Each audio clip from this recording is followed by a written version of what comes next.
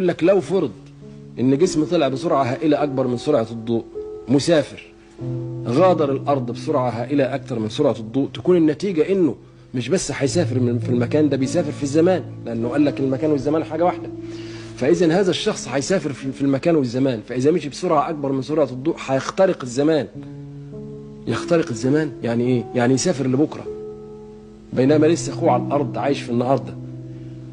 ومن هنا إذا أمكن لمسافر أنه يترك الأرض بسرعة أكبر من سرعة الضوء وقعد يتجول بين النجوم، ممكن يعمل هذه الرحلة ويرجع يلاقي أخوه سنه 100 سنة، أخوه شقيقه، أخوه التوأم اللي مولود معاه، يلاقيه سنه 100 سنة بينما هو سنه لسه 20 سنة.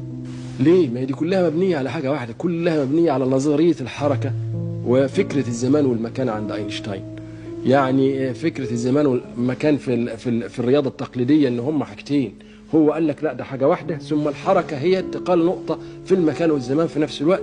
فإذا انتقلت هذه النقطة بسرعة عالية جدا، بتكون النتيجة ان الانسان بيسافر في المكان والزمان. اذا تجاوزت السرعة سرعة الضوء بنخرق حاجز الزمان والانسان يسافر فيوصل بكرة قبل ما يجي بكرة على الارض يكون هو وصل. هو فكل ما تزيد السرعة يحصل سفر في المستقبل.